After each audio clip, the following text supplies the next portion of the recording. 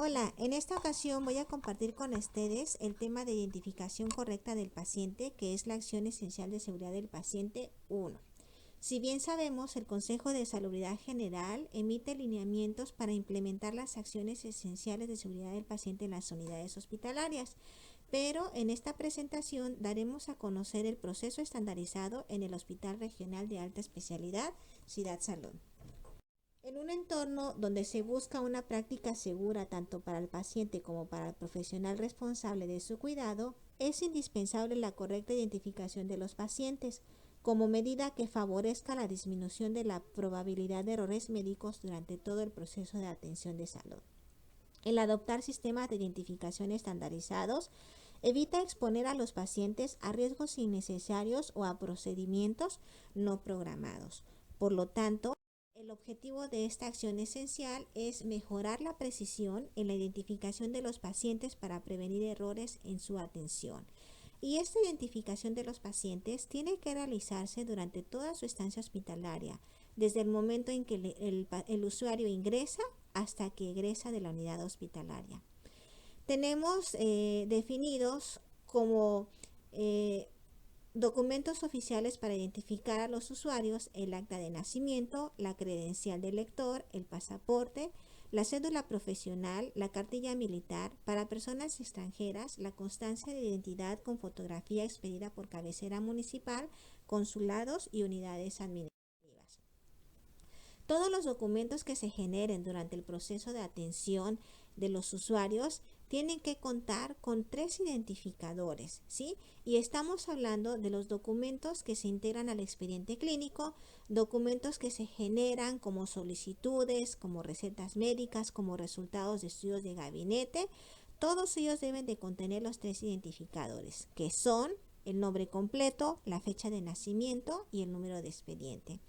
En el caso del nombre completo es importante colocar el primer apellido, el segundo apellido y los nombres. Tenemos usuarios que quizás tengan 2 o 3 nombres, tendríamos que colocar los 3. La fecha de nacimiento en el orden de día, mes y año, y el número de expediente, que se tiene que escribir con números arábigos. Ha ocurrido casos en que las actas de nacimiento únicamente cuentan con un apellido. Entonces, en estos casos, si encontramos un acta de nacimiento que únicamente tiene un apellido, se colocará XX en el espacio con el que no cuenta el apellido. Ahora, tenemos elementos útiles para poder identificar a los pacientes.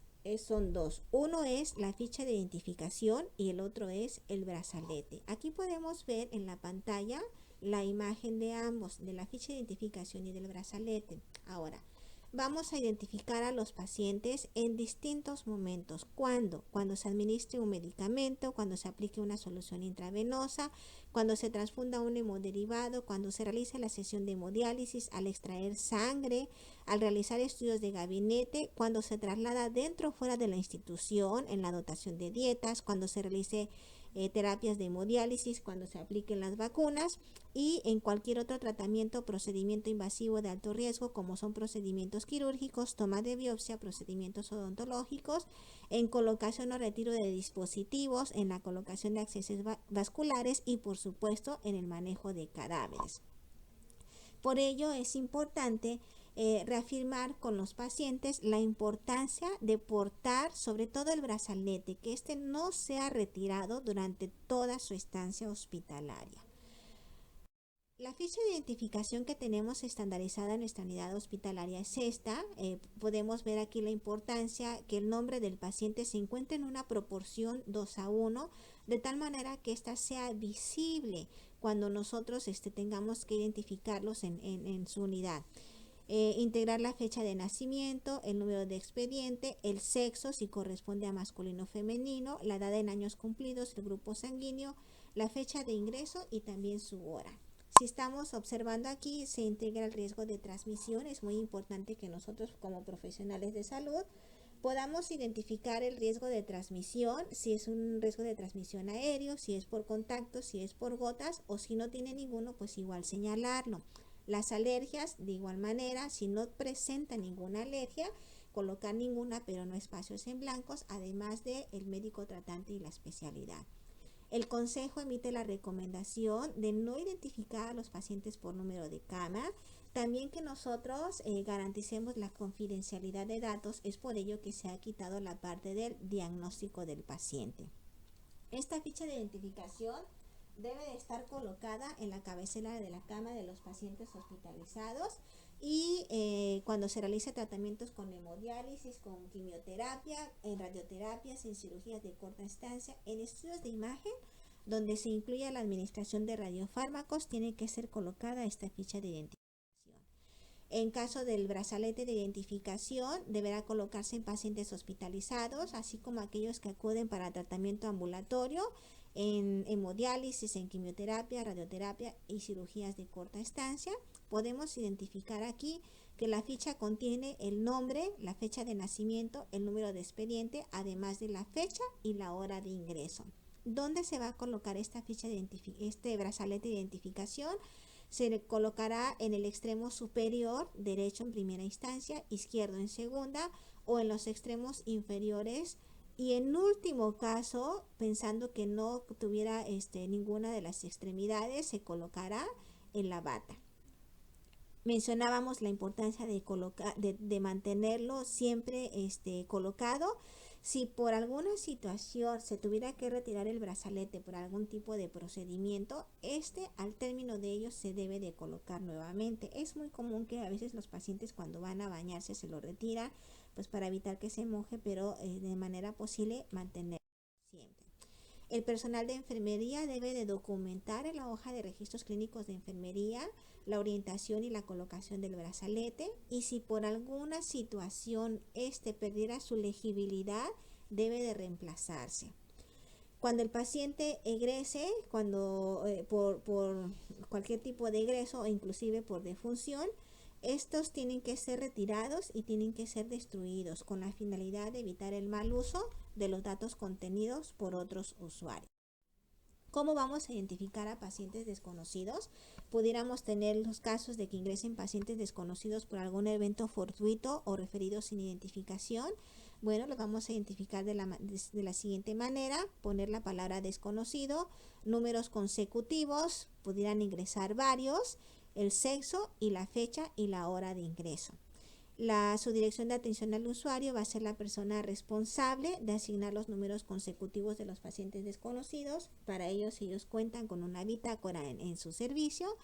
Cuando ya se tenga la documentación oficial que identifica al paciente, la subdirección de atención al usuario va a informar mediante un memorándum al secretario técnico del Comité de Expediente Clínico con atención al área de citas médicas la identidad del paciente. Esto con la intención de que se realice el proceso de corrección de datos en el expediente.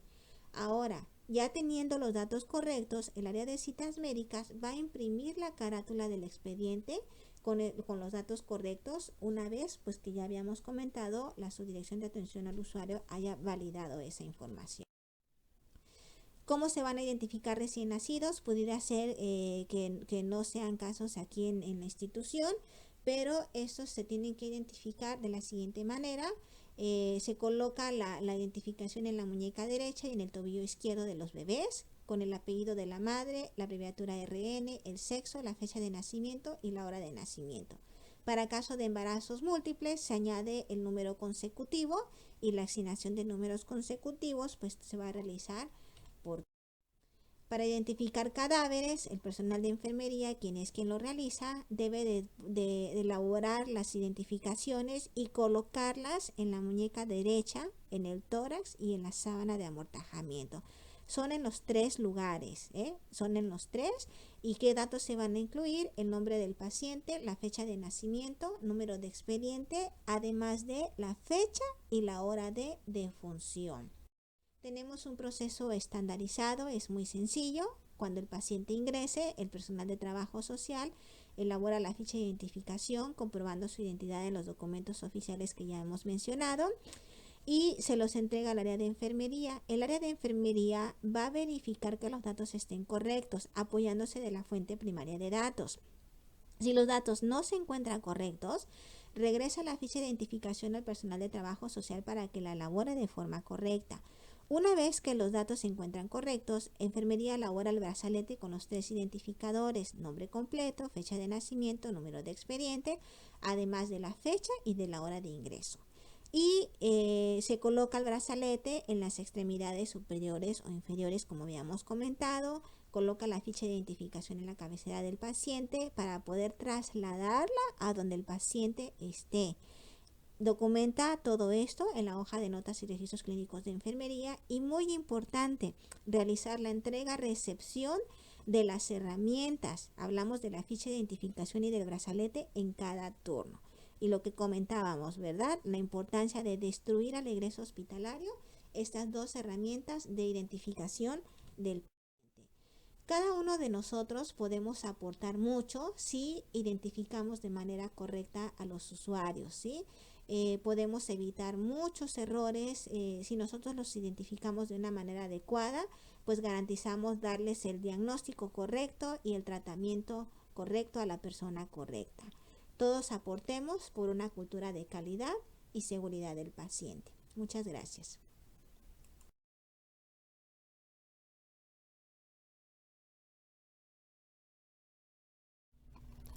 Comunicación efectiva en el Hospital Regional de Alta Especialidad Ciudad. Introducción. Las brechas en la comunicación durante el proceso de atención médica pueden provocar graves interrupciones en la continuidad de la atención al proporcionar un tratamiento inadecuado y potencialmente generar daño debido a que un paciente puede ser tratado por diversos profesionales de la salud en múltiples entornos, como el quirúrgico, en admisión continua, cuidados intensivos, rehabilitación, imagenología, hospitalización ambulatoria, lo que implica que reciben atención por personal de diversos turnos, lo que supone un riesgo de seguridad en cada intervalo que es atendido si no existe una comunicación adecuada entre el personal y con el paciente. El objetivo, mejorar la comunicación efectiva entre los profesionales de la salud para reducir los errores relacionados con la indicación médica verbal y o telefónica, resultados de laboratorio, banco de sangre, patología y gabinete mediante el proceso de escuchar, escribir, leer, confirmar, transcribir, confirmar y verificar. Las políticas de operación: se debe contar con una bitácora específica para el registro de las órdenes verbales o telefónicas.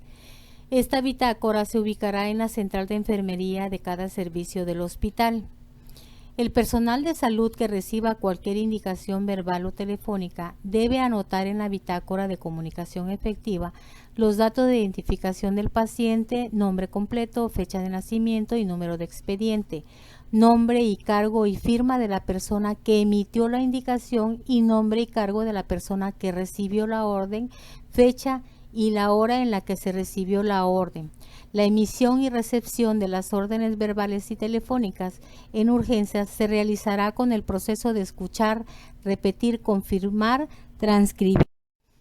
La comunicación efectiva es aquella en la que el emisor y receptor codifica un mensaje de forma equivalente. Así, el mensaje es transmitido de forma exitosa, el receptor comprende el significado y la intención del mensaje emitido. De la comunicación durante la transferencia del paciente, el personal de salud utilizará la técnica SAER, por sus siglas en español. Significa situación, antecedentes, evaluación y recomendación. Durante la transferencia de pacientes de un servicio a otro, durante los cambios de turno o cuando sea referido a otra unidad con los siguientes datos.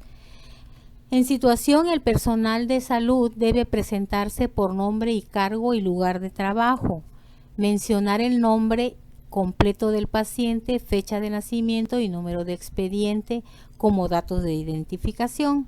Servicio en el que se encuentra. Se describe brevemente el problema del paciente, su condición actual, aspecto clínico relevantes, incluyendo signos vitales. Del expediente clínico, con apego a la norma 04, que es el expediente clínico, esto es en el punto de antecedentes, ¿sí? Y los puntos son motivo y fecha de ingreso, datos significativos de la historia clínica, diagnóstico principal del ingreso, procedimientos realizados, medicación administrada, líquidos administrados, alergias, resultados de laboratorio, dispositivos invasivos, cualquier otra información clínica. De la evaluación, el personal de salud debe comunicar cómo considera el problema y cuál puede ser la causa subyacente de la condición del paciente. Dentro de la evaluación se recomienda tomar en cuenta, en caso necesario, el estado de conciencia, la evolución durante la jornada o turno y escalas de valoración de riesgo, de caídas y de dolor.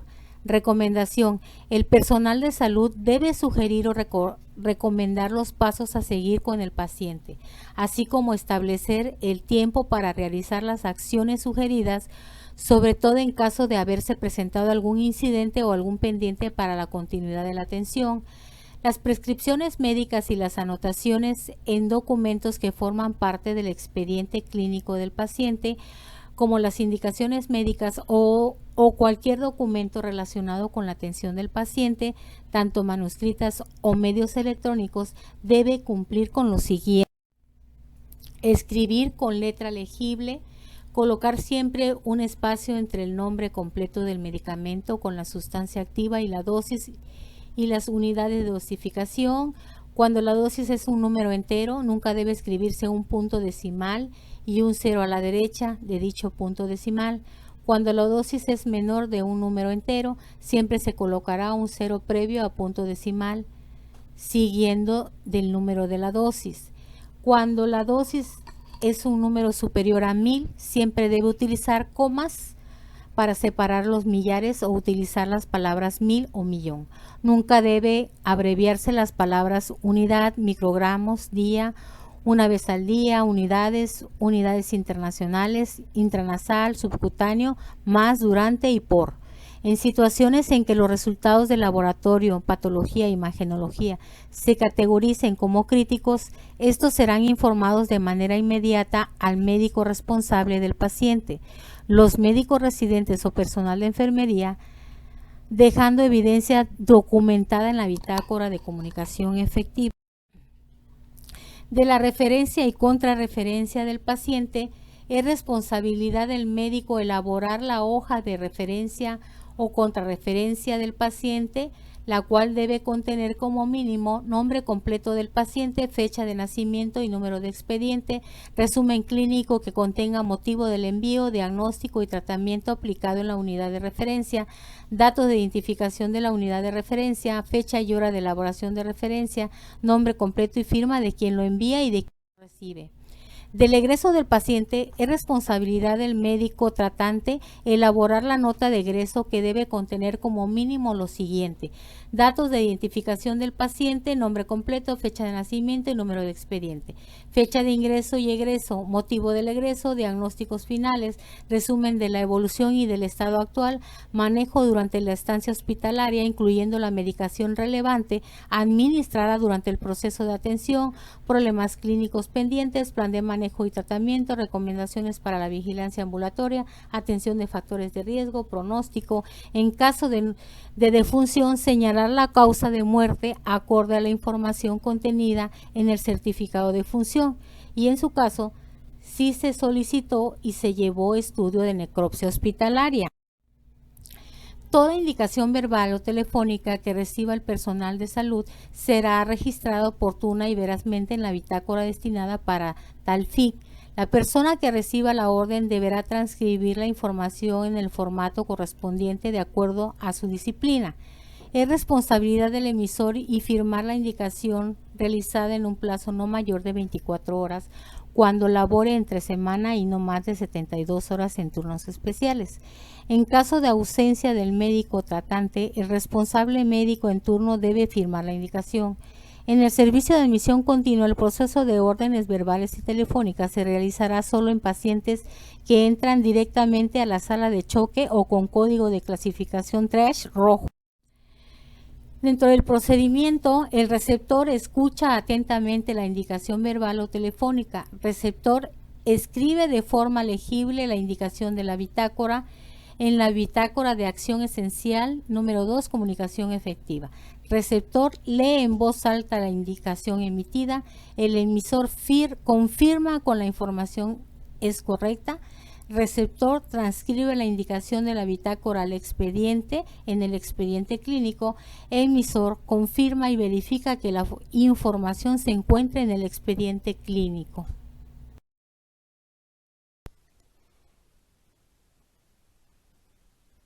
La acción esencial de seguridad del paciente 3 habla acerca de la seguridad en el proceso de medicación. También daremos a conocer cómo se han estandarizado los procesos en el Hospital Regional de Alta Especialidad. Los errores en el proceso de medicación realmente representan uno de los principales eventos adversos en la atención clínica. Esto está reflejado en muchas publicaciones donde se manifiesta que ocupa primeros lugares.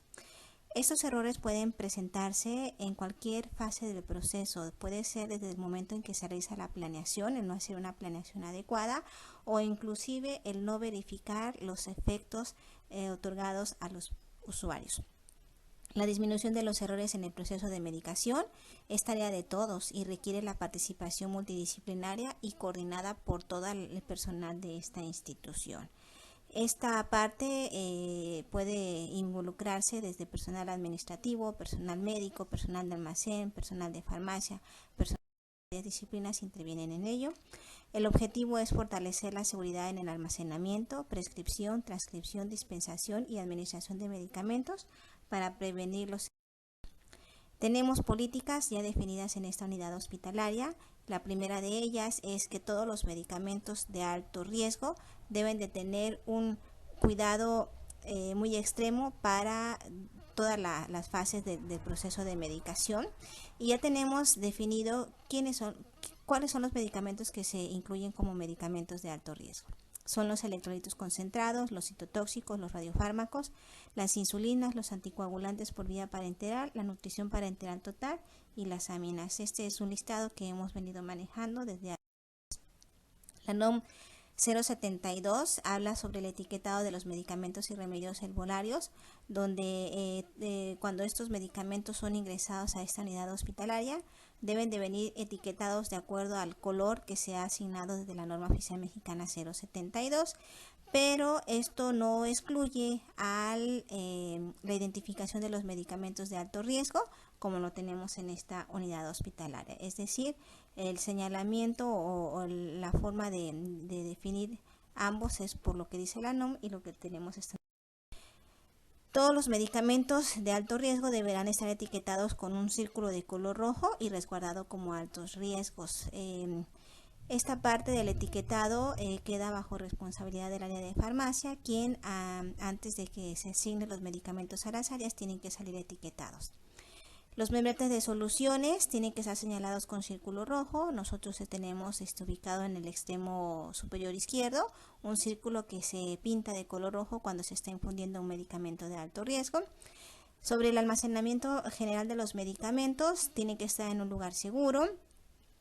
Farmacia tiene que realizar la identificación del envase primario con círculo rojo antes de que sean entregados a las áreas, y esta identificación se colocará en la parte superior. No va a haber en ningún lugar almacenados medicamentos de alto riesgo. Estos se surten de acuerdo a sus requerimientos, la disposición, mejor dicho, el surtimiento de los medicamentos para 24 horas. El único lugar donde se pudieran contemplar como almacenados, porque tenemos que garantizar su disposición, son los medicamentos de alto riesgo que van dentro del carro de reanimación, pero de ahí en ningún otro lugar tiene que haber medicamentos de alto riesgo. Con esto garantizamos pues de que haya mayores barreras de seguridad y evitar duplicidad de administrativos. Sobre la prescripción que hace el médico tiene que estar con letra clara, con letra legible, sin abreviaturas, sin enmendaduras y sin tachaduras, ¿verdad? Esta parte es bien importante. Existen recetas que se generan cuando se da una indicación de algunos medicamentos, sobre todo los antibióticos. Las recetas deben de cumplir con los siguientes requisitos: el nombre del paciente, la fecha de nacimiento, el número de expediente, la fecha en la que se elabora, el nombre genérico del medicamento, la dosis, la presentación, la frecuencia, velocidad y vía de administración, cuánto tiempo dura el tratamiento, En este caso, los antibióticos que emitimos la receta para un máximo de 7 días. Las indicaciones tienen que ser completas, tienen que ser claras y no se deben de utilizar abreviaturas ni en las dosis, ni en los diagnósticos, ni en las indicaciones. En el caso de emisión de recetas por psicotrópicos, pues ya son recetas especiales, ¿verdad? Sobre la transcripción, en todos los casos, desde el momento en que se vaya a transcribir un medicamento, es importante confirmar los datos, sobre todo en aquellas situaciones cuando pudiera existir alguna duda. Es importante poder aclararla con la persona que prescribe los medicamentos antes de que estos sean transcritos en pues aplicados, ¿no?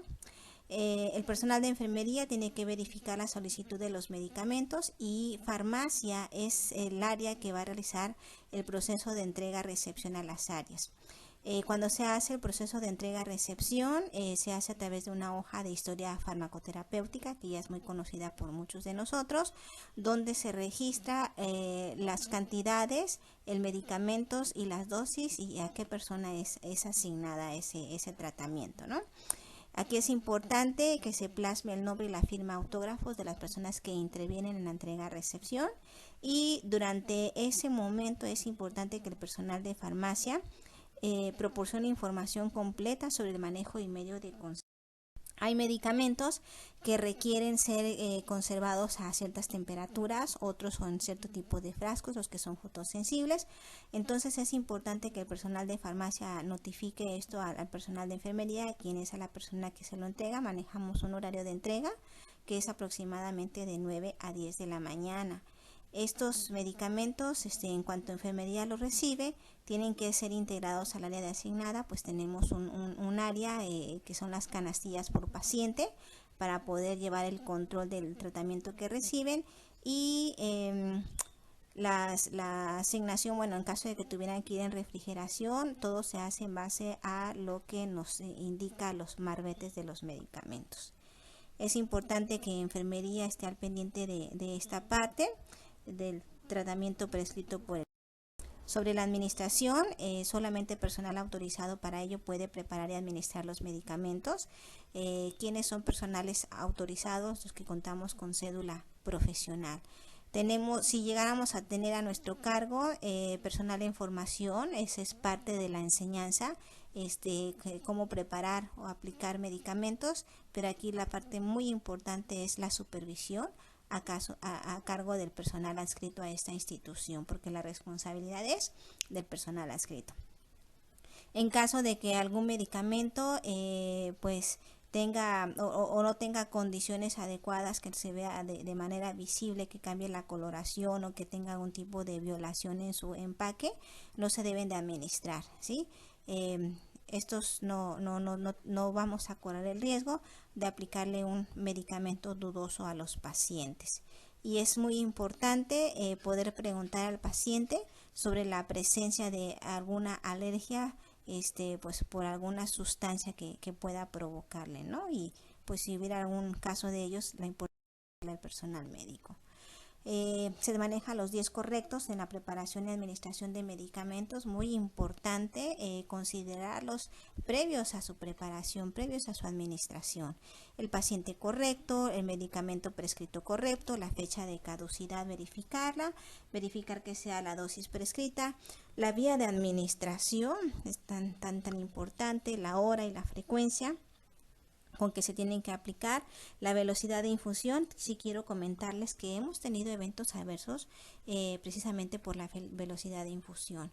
Cuán importante es la educación al usuario y al familiar. Ellos participan en sus cuidados, entonces es importante hacerlos partícipes de ello. Verificar el efecto farmacológico, pues esperamos un efecto deseado, ¿verdad? Entonces sí es importante verificar el efecto farmacológico.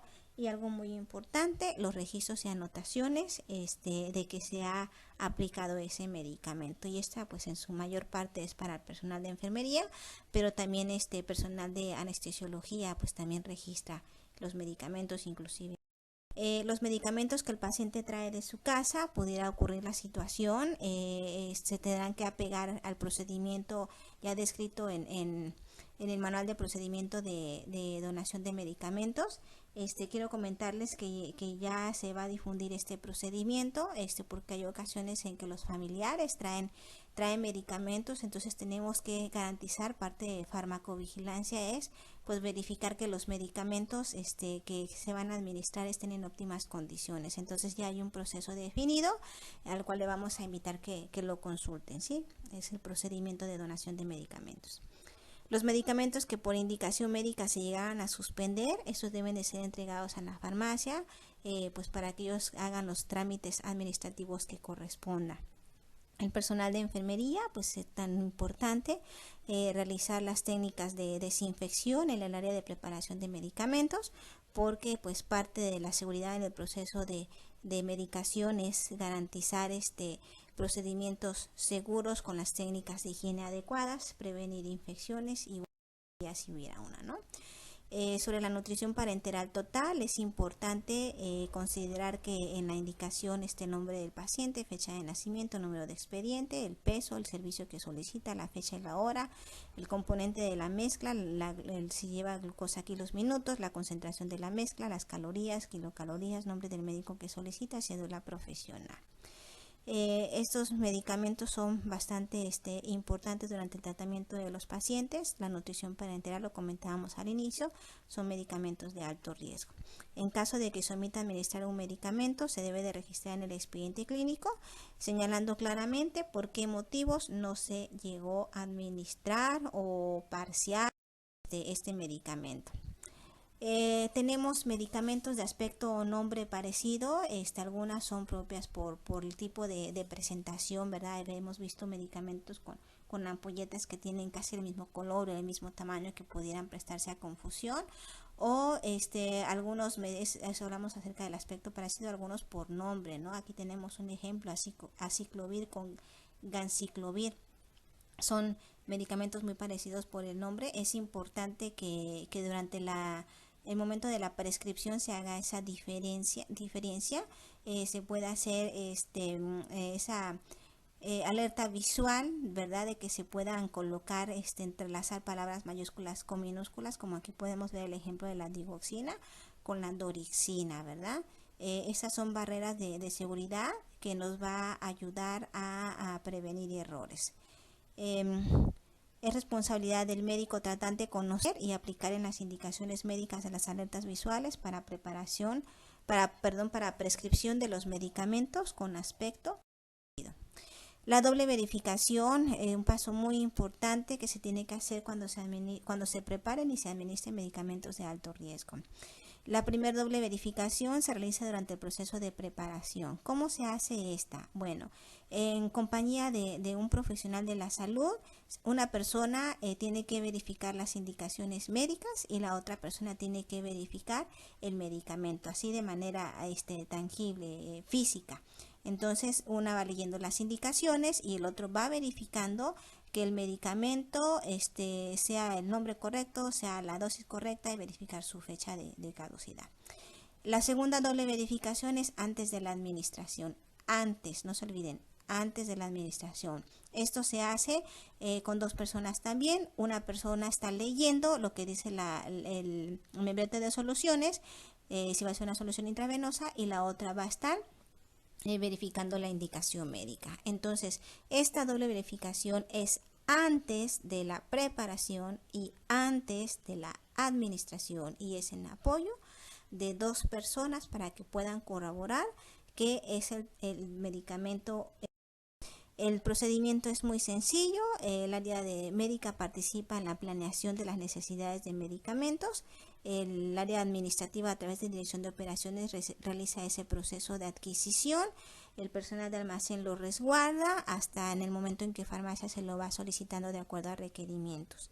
El médico participa realizando la indicación médica, enfermería la solicita a farmacia, farmacia sube los medicamentos, enfermería los recepciona, verifica o garantiza su medio de resguardo mientras va a ser aplicado, prepara los medicamentos, los administra, los documenta y verifica el efecto farmacológico. Cualquier situación adversa a lo relacionado a la seguridad en el proceso de medicación, es importante hacer de conocimiento a la unidad de farmacovigilancia que tenemos en esta unidad hospitalaria, pues para darle el seguimiento. Cada uno de nosotros podemos aportar mucho por una cultura de calidad y seguridad del paciente. Muchas gracias.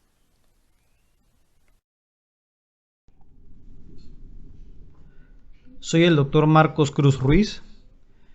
Les voy a presentar la acción esencial para la seguridad del paciente 4, seguridad en los procedimientos en el Hospital Regional de Alta Especialidad Ciudad Salud. Como bien sabemos, el propósito de toda cirugía es salvar vidas.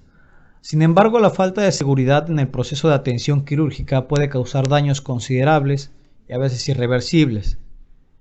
La Alianza Mundial para la Seguridad del Paciente menciona que al menos 7 millones de pacientes sufren complicaciones quirúrgicas cada año por errores en la atención.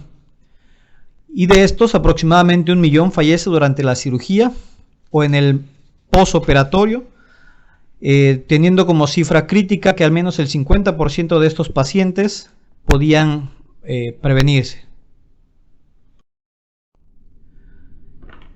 El objetivo de esta acción esencial es reforzar la práctica de seguridad aceptada internacionalmente y reducir los eventos adversos para evitar los eventos centinelas derivados de la práctica quirúrgica y procedimientos de alto riesgo dentro y fuera del quirófano, aplicando un protocolo universal.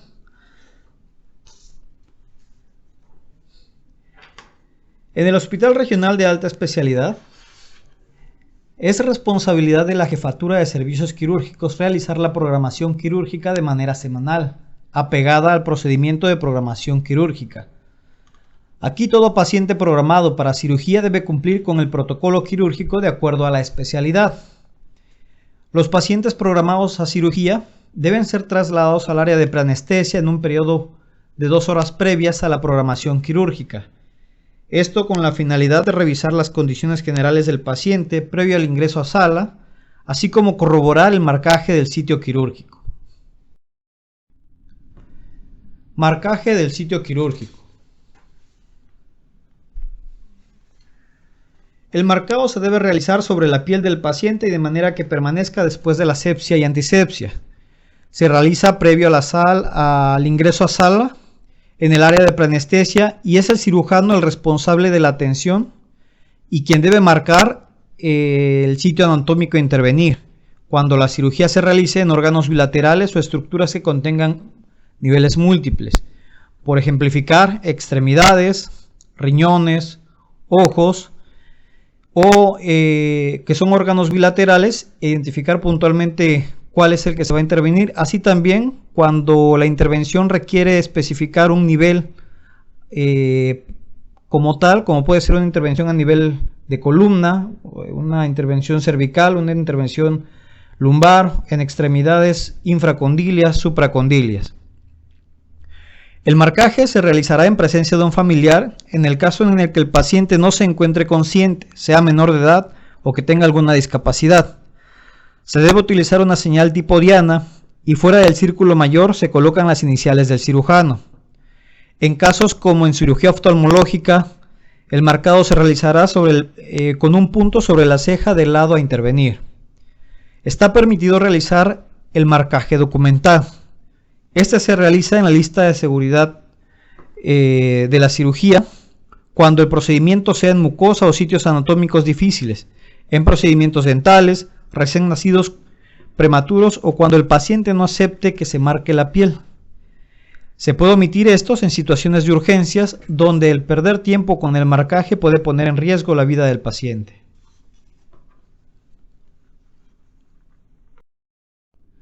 De la lista de verificación para la seguridad de la cirugía.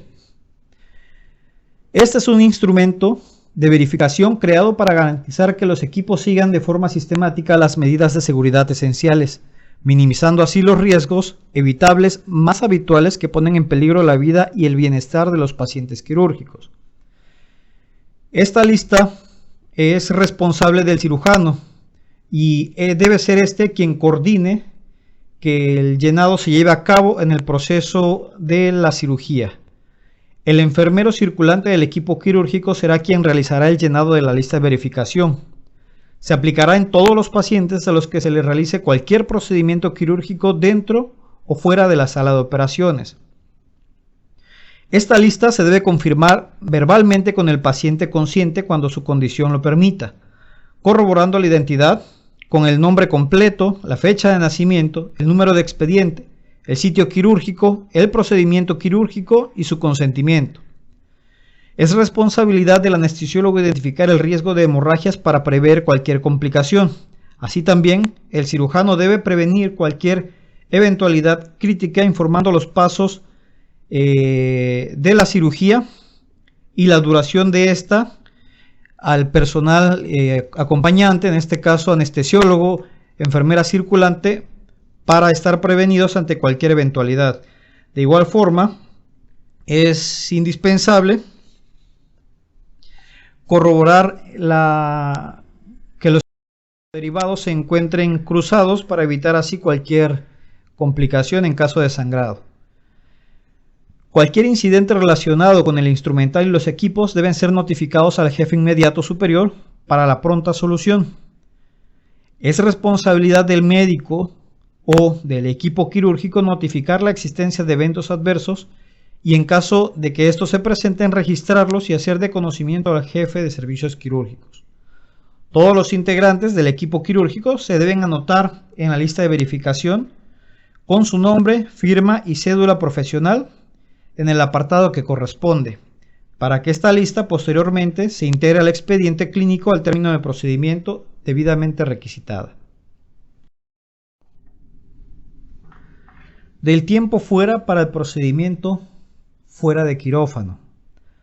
La realización del tiempo fuera, con el propósito de llevar a cabo el procedimiento o tratamiento correcto, con el paciente correcto, en el sitio correcto de cualquier otra variable que ponga en riesgo la seguridad del paciente, debe realizarse justo antes de iniciar al menos los siguientes procedimientos. La transfusión de cualquier hemoderivado, tomando en cuenta y corroborando el nombre del paciente, el procedimiento, el acceso vascular, el grupo RH y que sea el hemocomponente correcto. También se aplica en casos de terapia de reemplazo renal como hemodiálisis, corroborando las variables como nombre del paciente, prescripción dialítica, filtro correcto. En casos de toma de biopsia, corroborando que sea el procedimiento correcto en el sitio correcto, procedimientos odontológicos o colocación y retiro de dispositivos como sondas pleurales, urinarias, catéteres, dispositivos intrauterinos, catéteres para hemodiálisis, entre otros. Se debe realizar también en estudios de gabinete que requieren medios de contraste o colocación y manejo de accesos vasculares.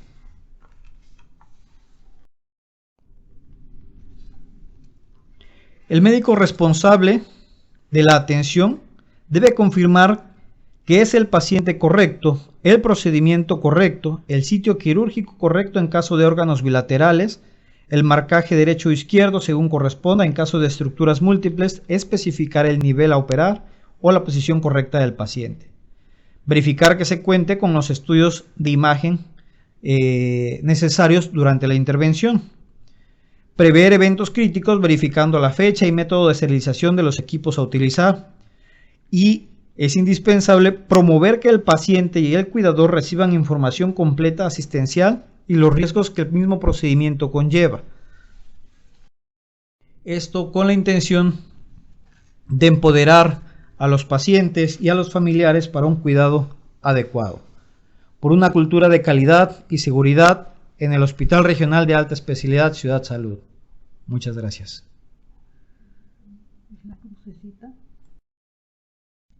El procedimiento de la acción esencial para la seguridad del paciente 5, reducción del riesgo de infecciones asociadas a la atención de la salud en el Hospital Regional de Alta Especialidad Ciudad Salud, es el siguiente. Las infecciones asociadas a la atención de la salud afectan de manera crítica la calidad del cuidado en el entorno hospitalario y ambulatorio.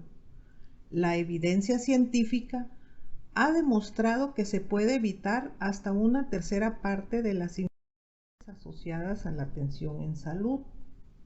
Su objetivo es reducir las infecciones asociadas a la atención en salud a través de la higiene correcta de manos, implementar un programa integral de higiene de las manos,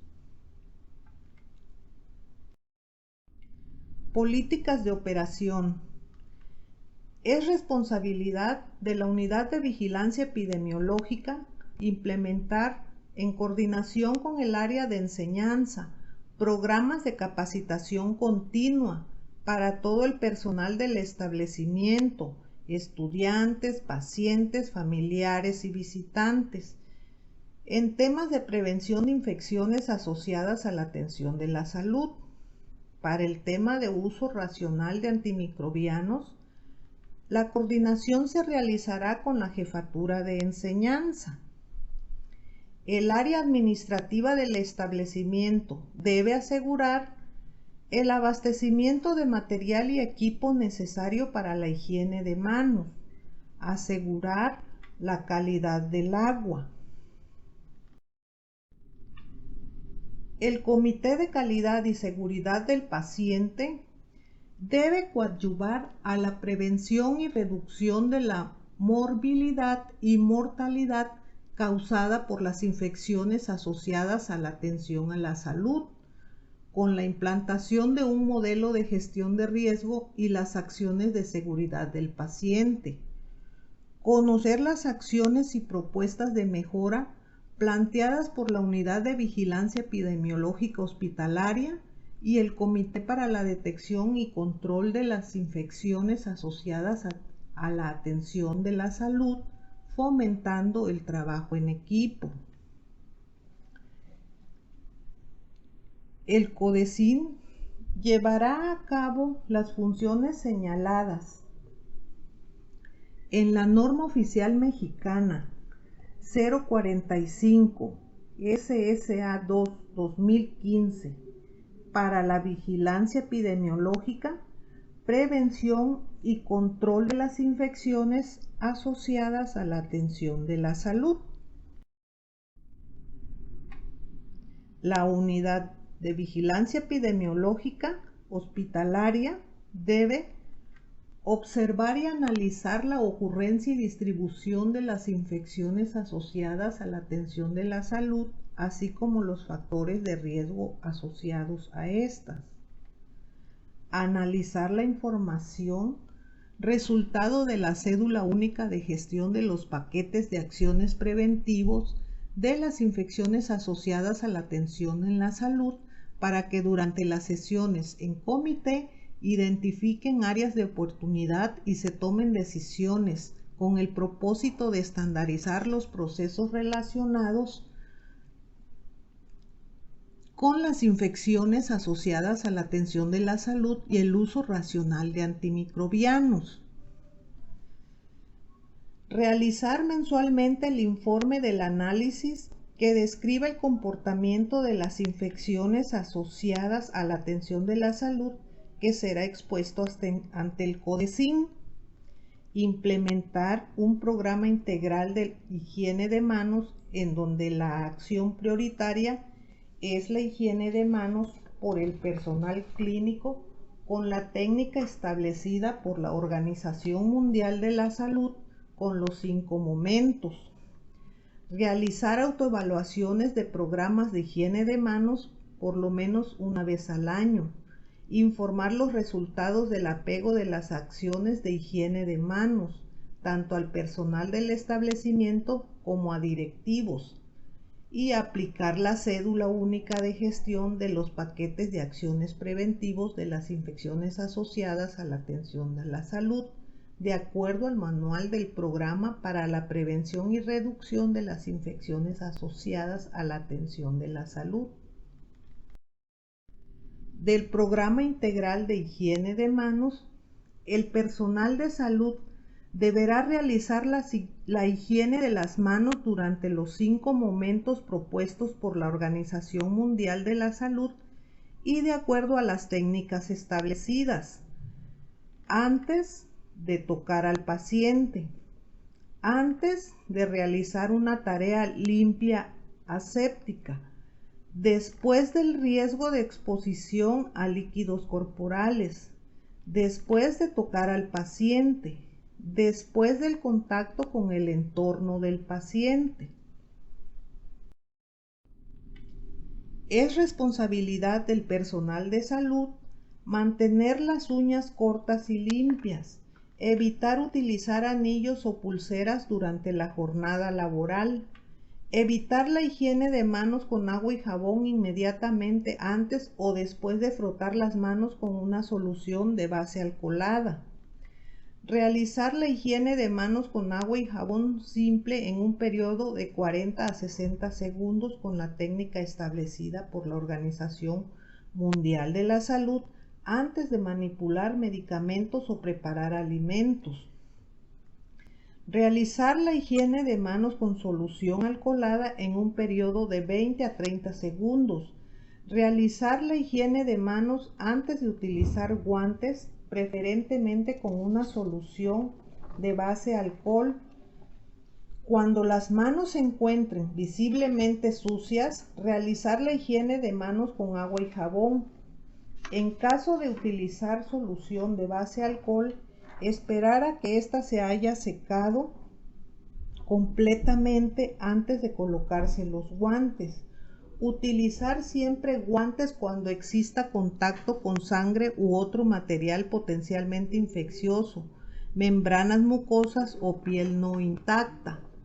Usar obligadamente guantes en el caso del personal de salud con lesiones cutáneas. Utilizar guantes para manipular objetos, materiales o superficies contaminadas con sangre o fluidos biológicos, así como para realizar cualquier procedimiento invasivo. Cambiar a un par nuevo de guantes cuando en un mismo paciente pasa de una zona del cuerpo contaminada a una zona limpia. O al realizar diferentes procedimientos clínicos, diagnósticos y o terapéuticos. Nunca utilizar el mismo par de guantes para el cuidado de más de un paciente. Evitar la higiene de manos con los guantes puestos, a excepción en la atención a pacientes sospechosos por COVID-19. Hasta aquí les he compartido la acción esencial para la seguridad del paciente 5. Muchas gracias.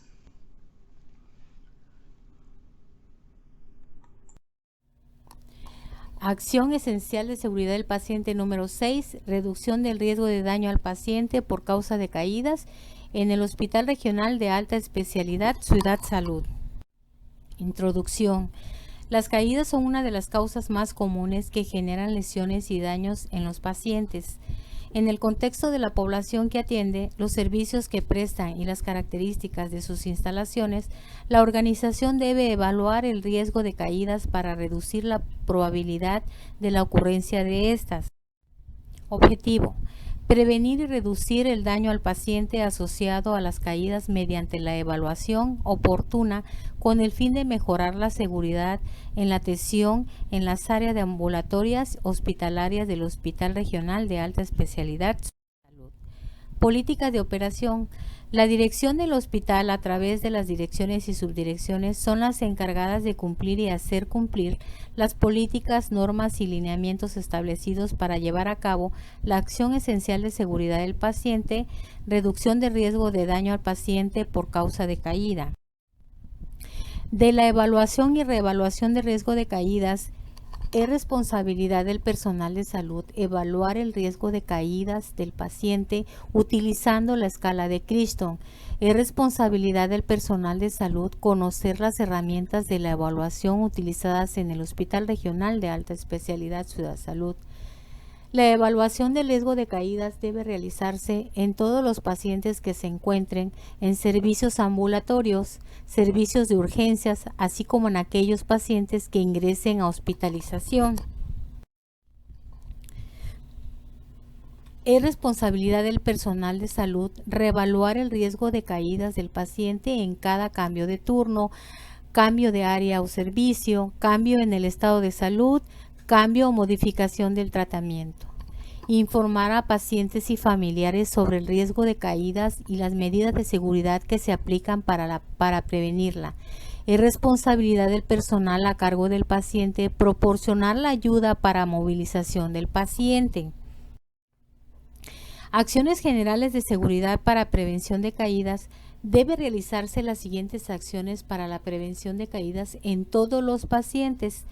En caso de que el paciente se encuentre en camilla o cama, levantar siempre los barandales. Verificar el funcionamiento de los barandales, de las camas, camillas y de los descansabrazos de las sillas de ruedas. Trasladar al paciente en camilla con barandales en posición elevada o silla de ruedas, ambos con frenos funcionables. Colocar interruptor de timbre y de la luz al alcance del paciente. Mantener alguna iluminación nocturna dentro de la habitación del paciente. Colocar el banco de altura para uso inmediato cerca de la cama del paciente. Verificar que el paciente use sandalias con suela antiderrapante. Colocar en la regadera una silla de baño para el paciente. Acercar al paciente los aditamentos de ayuda como bastones, andaderas, silla de ruedas y lentes, entre otros.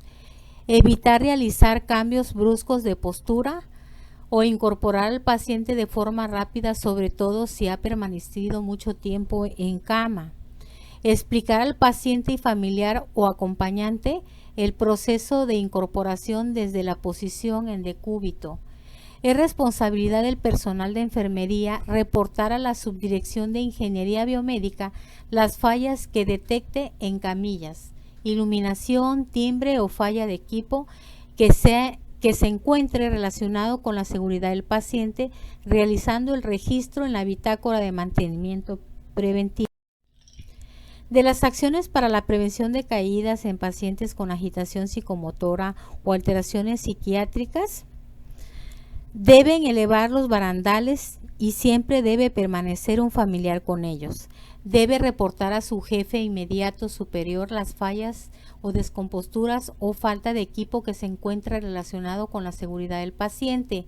En caso de que el paciente sufra una caída, se debe registrar y notificar inmediatamente siguiendo el protocolo institucional para el reporte de eventos adversos. Informar al familiar que para movilizar al paciente requiere la ayuda de un miembro del equipo de salud o de otro familiar. De las acciones de la prevención de caídas en pacientes pediátricos, informar a familiares que el menor debe permanecer en su cama siempre con los barandales en posición elevada y los frenos colocados. Informar a los familiares que no se separen de su paciente y en un caso que se requieran separarse, debe avisar al personal de enfermería. En su caso, el menor debe ir siempre acompañado al baño. Mantener las puertas abiertas de la habitación sin cortinas que impidan su vigilancia. Durante la noche, mantener la habitación preferentemente iluminada. Reevaluar el riesgo de caída constantemente. Cuando sea necesario trasladar al menor, debe permanecer en compañía de personal o de su familia, de su familiar. Solicitar el retiro de la habitación de equipo o mobiliario que no esté en un.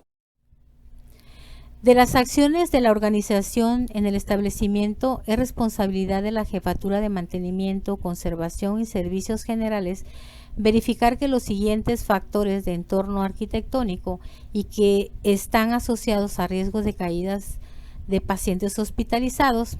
Las áreas de baños y regaderas deben contar con barras de sujeción. Las áreas de regadera deben contar con un piso antiderrapante. Deben existir señalamientos sobre rutas de evacuación, presencia de escaleras y rampas o desniveles al suelo. Evitar escalones en la entrada o salida del baño. Las escaleras o rampas deben contar con material antiderrapante y barandales. Las escaleras deben tener los escalones a la misma altura. Las áreas de tránsito deben estar libres de obstáculos que dificulten o impidan la circulación del personal y pacientes, tanto caminando como en silla de ruedas y camillas. El mobiliario como la mesa puente, banco de altura, sillón, camillas, sillas de ruedas, entre otros, y los cables en general deben colocarse en el lugar asignado para estos. Los dispositivos específicos para la deambulación como bastones, muletas y andaderas deben contar siempre con las gomas en los puntos de apoyo. Todas las áreas de atención al paciente y la central de enfermeras debe contar con adecuada iluminación. El personal de limpieza debe mantener los pisos secos y colocar señalizaciones cuando el suelo esté mojado. Dentro del procedimiento, realiza la valoración de riesgo de caídas en todo paciente que se encuentre en servicios ambulatorios de urgencias, así como aquellos pacientes que ingresen a hospitalización. El personal de enfermería identifica en la herramienta el nivel de riesgo de caídas, documenta el nivel de riesgo de caídas de acuerdo a la valoración,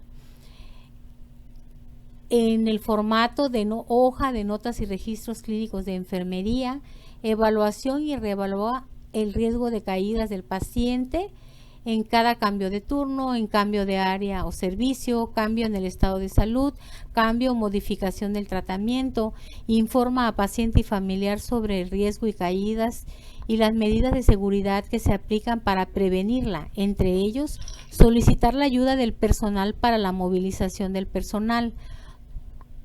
En el formato de hoja de notas y registros clínicos de enfermería, documenta la información otorgada al paciente y familiar para la prevención de caídas en el formato de hoja de notas y registros clínicos de enfermería. Documenta la presencia de incidencias relacionadas a caídas en caso de ocurrencia en el formato de hoja de notas y registros clínicos de enfermería y en el formato de notificación, registro de eventos adversos, seguridad del paciente. A continuación les voy a presentar la acción esencial para la seguridad del paciente 7, notificación y análisis de eventos adversos, centinela y cuasifalla, en el Hospital Regional de Alta Especialidad, Ciudad Salud. En el Hospital Regional de Alta Especialidad, Ciudad Salud, se fomenta el desarrollo de una cultura de calidad y seguridad del paciente, con la finalidad de evitar al máximo la ocurrencia de errores, implementando barreras de seguridad. Tiene como objetivo establecer un sistema de reporte de eventos cuasifallas, eventos adversos y eventos centinelas en todos los servicios de atención para identificar, corregir y prevenir la repetición de errores, registrando y analizando para mejorar la atención del paciente, basada en una cultura de calidad y seguridad. Es responsabilidad del personal del Hospital Regional de Alta Especialidad Ciudad Salud difundir y apoyar el reporte de eventos adversos, centinela y cuasifalla, que será no punitivo, asegurando que todo personal que efectúe un reporte o notificación esté libre de represalias o castigos. Todo personal que labora en el Hospital Regional de Alta Especialidad Ciudad Salud está facultado para notificar incidentes que se relacionen con la atención de la salud de forma voluntaria y anónima. Es responsabilidad del personal que labora en el Hospital Regional de Alta Especialidad Ciudad Salud realizar el reporte con el formato de notificación y registro de eventos adversos, entregándolo a las supervisoras en turno, las que entregarán al secretario técnico de eventos adversos de acuerdo al procedimiento establecido. El reporte de eventos adversos debe realizarse en el formato de notificación y reporte de eventos adversos. El registro de eventos adversos deberá realizarse tan pronto ocurra el evento adverso.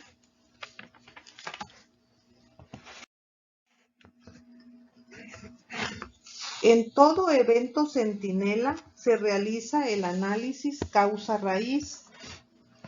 Se registrarán y reportarán los siguientes: muerte imprevista no relacionada con el curso natural de la enfermedad, pérdida permanente de una función no relacionada con el curso natural de la enfermedad, riesgo potencial o inminente de que ocurran las primeras dos viñetas, cirugía en el lugar incorrecto, procedimiento incorrecto o paciente equivocado, muerte materna, transmisión de una enfermedad o afección crónica, resultado de una transfusión de sangre, hemocomponente o trasplante de órganos o tejidos, suicidio, violación, maltrato u homicidio de cualquier paciente, entrega de menor de edad equivocado a familiar o representante legal,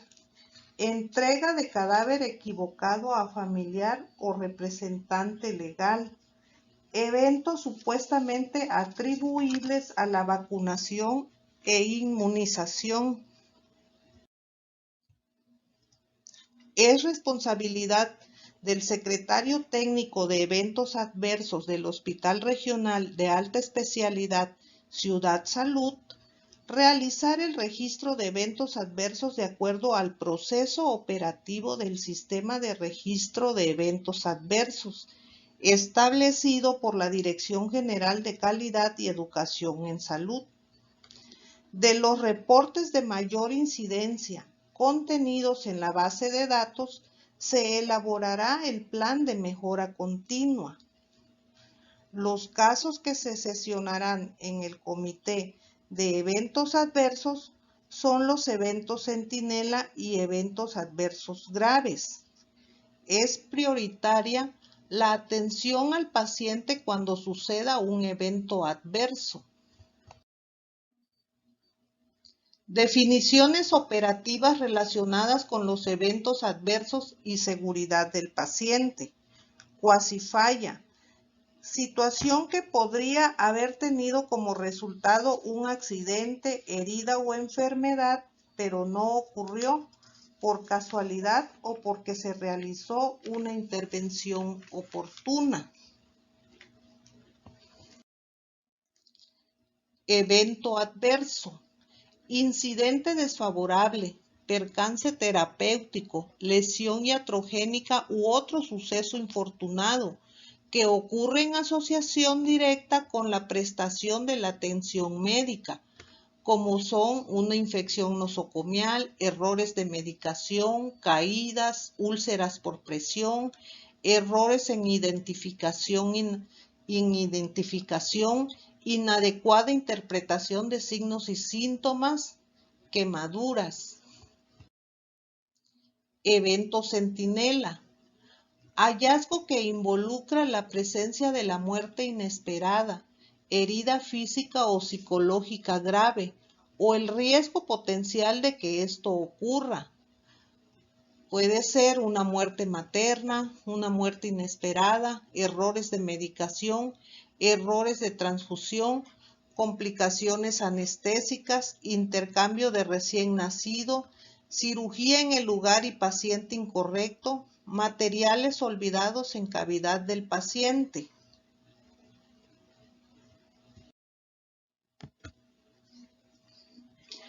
En el Hospital Regional de Alta Especialidad Ciudad Salud se cuentan en los servicios con el formato de notificación y registro de eventos adversos. Asimismo, también se cuenta con el instructivo para su correcto llenado, el cual debe quedar debidamente requisitado. La descripción del procedimiento se basa en la toma de decisiones que se hará una vez que el personal de salud identifica el evento adverso e informa a su jefe inmediato. De ahí se desprende el procedimiento hasta que termina cuando se presenta el informe al Comité de Eventos Adversos para su análisis y elaboración de programa de mejora. Hasta aquí hemos terminado con la acción esencial para la seguridad del paciente 7 y por una cultura de calidad y seguridad del paciente. Muchas gracias.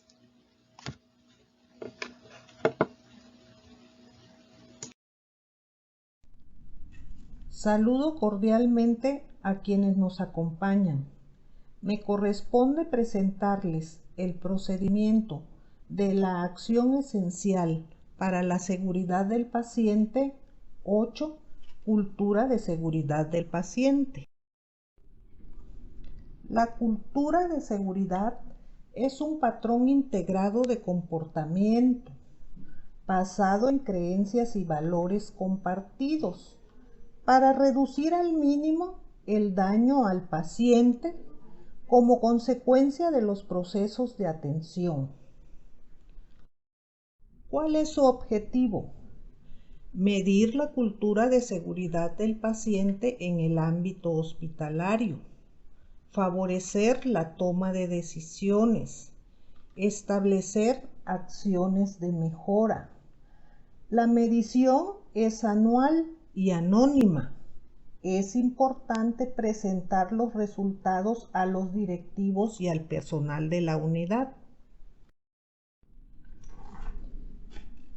Dentro de las políticas tenemos que es responsabilidad de la coordinación de calidad ordenar la participación de manera anual para realizar la medición de la cultura de seguridad del paciente de acuerdo a lo dictaminado por la Dirección General de Calidad y Educación en Salud. Es responsabilidad de la Dirección Médica y Subdirección de Enfermería de esta institución participar en la aplicación de la encuesta de cultura de seguridad del paciente, cuestionario sobre seguridad del paciente en el establecimiento de salud, que está dirigido a todo el personal de todos los turnos y que están en contacto directo con el paciente. La medición de la cultura de seguridad del paciente se realiza a través de la plataforma informática que la Dirección General de Calidad de Educación en Salud elaboró para este fin, utilizando la metodología establecida. Los resultados de la medición deben utilizarse para establecer las acciones de mejora para las dimensiones de la cultura de seguridad del paciente con el mayor número de resultados negativos.